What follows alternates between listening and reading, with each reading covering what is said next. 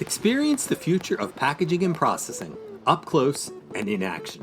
Explore groundbreaking innovations, engage with hands-on solutions, and connect with the experts transforming the industry. See how these advancements can revolutionize your products, production lines, and business. It all starts here. Don't miss out. Register today at packexpolasvegas.com/unpackedpod.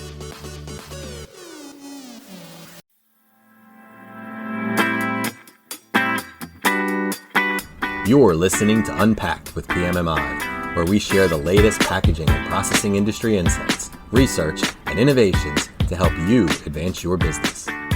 Hi, and welcome to Unpacked with PMMI. I'm your host, Sean Riley. In this special episode of Unpacked Exhibitor Edition, we talk to Pack Expo veteran attendee Robbie Martin. With decades of experience attending the Pack Expo portfolio of trade shows, Robbie shares his practical advice on when and how to start show prep, how exhibitor outreach can make or break a potential connection, and why personalization beats mass email blasts. This episode is packed with actionable ways to stand out on the crowded Pack Expo Las Vegas show floor. Let's have a listen. So with all the fancy introductions out of the way, welcome to the podcast, Robbie. Thank you, Sean. I'm really excited to do this, and hopefully somebody will get a little help out of it. Oh, anytime we can get an attendee on here to talk to the audience about the exhibitors and what exhibitors can do, we really want to take advantage of it. So I'm going to jump in with a two-parter right off the bat. You're a longtime Pack Expo attendee. So with your history of doing it, how early do you start researching companies, and what is the first thing you do when you start researching what exhibitors, what companies are going to be exhibiting at the show that you're going to want to stop by? Sean, it can depend on the year. There are times that I have been to where I had in my workload at the time, I was really looking for what's new, what's different, what do we not know about? Yep. So, because there's always opportunities for that at any show. There are other years where I had specific projects going on and knew that we were starting to lean towards some solutions from a concept basis. So now I'm way more focused on types of equipment, who I might want to work with, those kinds of things. Now, all that said, for me, the searching, and I should add this, when you've done it for 25 years or more, like I have, there's also those that you initially go search because you want to be sure you're seeing specific people. Exactly. And that's a big deal for me, and that has grown on in the later years of my career, my time in the CPG space. So those are kind of the three scenarios. The third one's easy, right? There's companies I know right off the bat I want to see. I usually start by searching them and getting them tagged in my planner on the trade show site, so that when I print that out, they'll be sure and be there. Because when I do my profile and indicate the types of things I'm looking for, that might change from year to year a little bit, or from show to show, depending on my projects and where I'm focused. Where when I'm looking for just new technologies, I might actually check more boxes. Okay. Now, I may be stingier about who I really go see as well, based on pre-show communication or what I learn about those companies in the meantime. But the question you really asked me is, when do you start? And for me, I would tell you, I typically wouldn't start before maybe 3 months out. Okay. I really get serious about it more like inside the last 3 weeks before I go to the show. Okay. Where I might, if I haven't prepared well and I'm coming down to only a week or 10 days left before the show, I'm starting to put time in my calendar to be sure I'm doing show planning. Yeah. So I've had times where my to-do list says Pack Expo planning. Because it can be overwhelming. There's 2,300 companies that attendees, if you just try to show up, it's going to knock you down. Not only that, now I will tell you, there have been times where I took my last versions of Packaging World and I'm on the plane going through it, and either tearing pages or writing a list on a pad, right? So I'm not going to act like that never happens, because that has also been the way I did it, but it's certainly not the most effective way. Using that plan ahead of time doing the profile right first and then using the planner ahead of time can make a big difference. Yeah, I would imagine it would. Are there any other kind of PMMI attendee resources that you utilized or have utilized in the past when deciding where you want to go or how to get organized?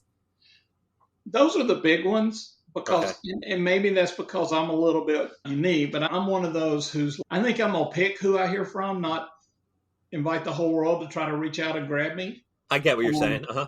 Now, I also know that when I act that way, I'm not necessarily getting as broad a view as I ought to be sure I'm not missing something at the show. I got away with that, if I'm honest, Sean. I could get away with that partly because I was in a CPG company that had a pretty narrow focus, especially in our core business. Okay. If I had been at a bigger company with multiple platforms and multiple categories of grocery or HBA or whatever, I think I would have leaned in even harder on using the planner to organize my show prep to really help me be ready to see the stuff I really need to see across probably a broader set at that point in time. Okay. And you mentioned the show planner. Obviously, you use the exhibitor search. You touched on the packaging world, providing the kind of game plan in a print version. Is there anything that exhibitors can do to make themselves pop in those situations, or is it really just what you stumble across?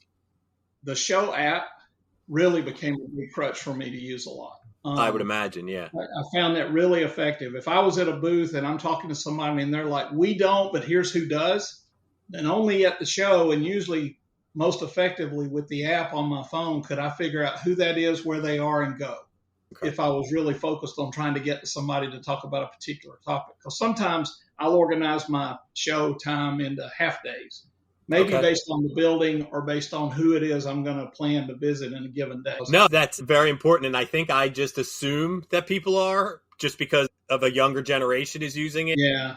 I'm more from the print version like you, where I would have the printed out version like you were talking about. But I just assume at this day and age. But yeah, it's very important that everybody knows that there's an app, and the app is probably going to be the best way to move around. It is. I am not a super techie guy, but when I start to learn to use something, I depend on it quickly.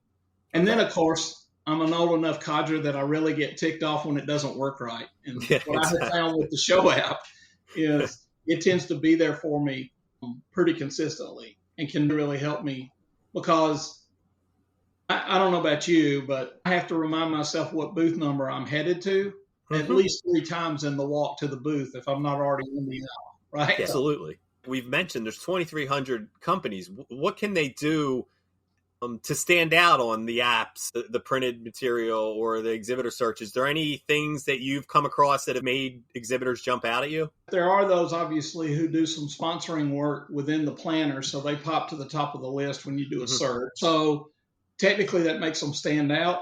For me personally, that might or might not affect whether there's somebody I add to the list and go see or whether I keep looking beyond that. When I think about the show and exhibitors reaching me more effectively, I think the 2 ways they can do that is be really sure when I get to their booth that they're asking more questions than they are trying to tell me what they're selling. Okay. Because I'm usually looking for help, especially if I'm in one of those. I think I'm going to be doing this and this from, call it, unit ops machinery standpoint. And so I want them to ask enough questions to be honoring of my time enough to go, we're not the right one. Here's who I'd recommend you go see, or go, you know what, we're not featuring that, but we do that.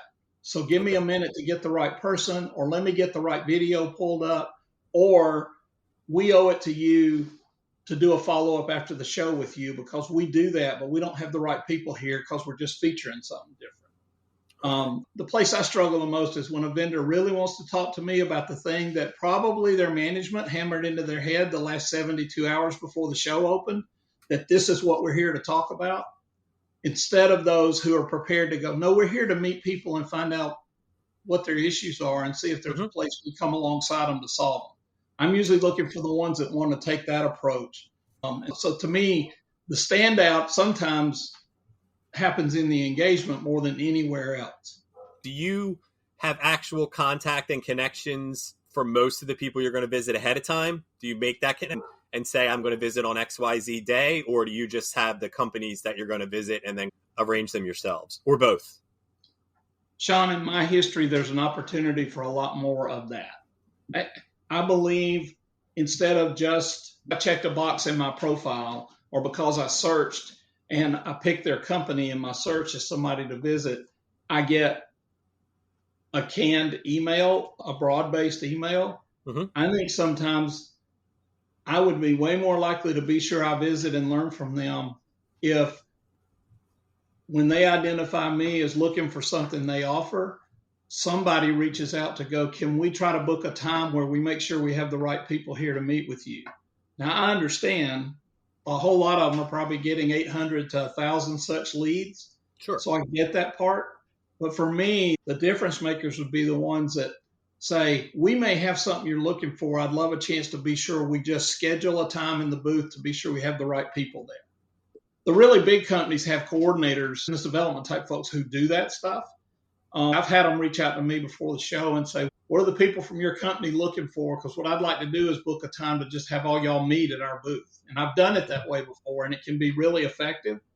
Because sometimes different people in the same company don't realize that three of them are going through booths asking all the same questions. And instead of learning together, they're not dividing to conquer, they're dividing to replicate.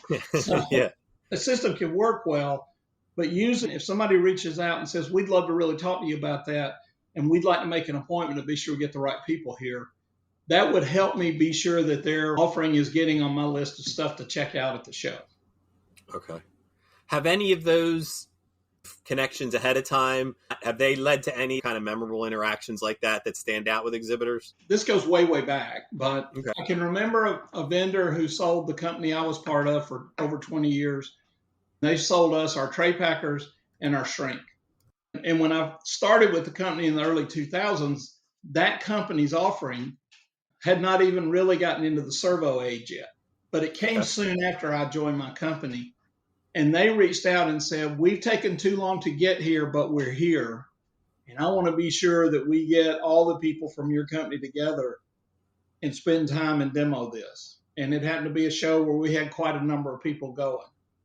And so we, over time, because we'd worked with that company for a long time in that particular application, bought a bunch of those machines at a time when that machine really gained a lot of traction and sold a lot to other both existing and new customers for that company. But the point was we were already a pretty consistent customer for them, and they made the effort to be sure that something they knew they had needed to get to now that they had it, they prioritized our company as one of the ones to book time with at the show for that purpose. I like that. And if I were honest, there's probably been 20 of those over the 20 plus years. But I remember that one in particular because it was that big leap from chain and sprocket to servo world that others had beat them to. But we loved everything else about dealing with this company. So we were actually pretty excited, too, to see where they were getting to. I like that. That's a win-win for everybody. Yep, that's right. We've touched on what to do ahead of time, what to do when you're there. How about keeping the conversation going after the show's over? Is there a follow-up strategy that you particularly like, or are there others that you found most effective in kind of building that, making sure that relationship continues and you're not just a lead that kind of falls by the wayside? Number one critical thing to me about that, both at the show and follow-up, is pretty extreme honesty. If I'm talking to them about a technology I'm interested in, but I know I'm going to take 6 months before I even have a project concept ready to try to sell internally, I'm telling them that. Okay. Because I don't need them calling me every other week for the next 6 months when I know I'm not going to move on it, right? Right. Conversely, if we start to talk about something and they see a need they've never done before, but they're willing to try, I need them to be sure they say, we've not done that, but we take a shot at it. Okay. Versus, oh, yeah, we can do it when they've never done it before. Okay. That all starts at the show, but post-show, now they've got project timing context from me.